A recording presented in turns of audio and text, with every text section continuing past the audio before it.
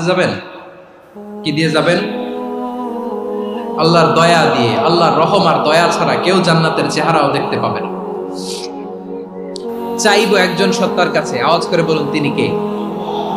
একজন সত্তার কাছে চাইবে। বিশ্বনবী ওনার চাচাতো ভাই আব্দুল্লাহ ইবনে আব্বাস রাদিয়াল্লাহু তাআলা আনহুকে বললেন, ইয়া আব্দুল্লাহ ইবনে আব্বাস, হে আব্দুল্লাহ ইবনে আব্বাস, ইদা সাআলতা ফাসআলিল্লাহ, যখন চাইবে আল্লাহর কাছে যাও। ও আব্দুল্লাহ, যখন চাইবা আল্লাহর কাছে চাও। ওয়া ইদা ইসতাআনতা ফাসতাইন বিল্লাহ, যখন সাহায্য চাইবা আল্লাহর কাছে ফরিয়াদ করো। জেনে রেখো আব্দুল্লাহ, ওয়া'লাম আন্নাল উম্মাতা লাউ ইজতামাআত আলা আন ইয়ানফাউকা বিশাইইন লাম ইয়ানফাউকা ইল্লা বিশাইইন ক্বাদ কাতাবাহু আল্লাহু লাক। ও আব্দুল্লাহ, জেনে রেখো, মনে রেখো, গোটা বিশ্বের সবাই মিলে যদি তোমার উপকার করতে চায় ততটুকুই তারা করতে পারবে যতটুকু আল্লাহ তোমার নসিবে সেটা লিখে রেখেছে। ঠিক কিনা বলেন?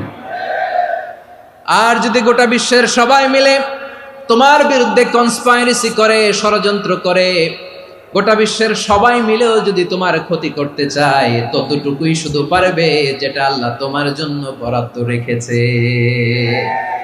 যতটুকু আল্লাহ তাআলা তোমার জন্য বরাদ্দ রেখেছে অতটুকুই ক্ষতি করতে পারবে, আর এক চুল বেশিও করতে পারবে না, কমও করতে পারবে না। চিল্লায় বলেন ঠিক কিনা?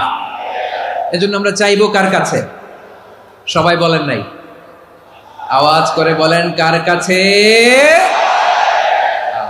সব সময় আমরা আল্লাহর কাছে চাইবো, বিপদে আপদে, সুখে দুঃখে, সচ্ছল অবস্থায় অসচ্ছল অবস্থায়, পরাজয়ের সময় বিজয়ের সময়, সব সময় আমরা ভরসা রাখবো কার উপর?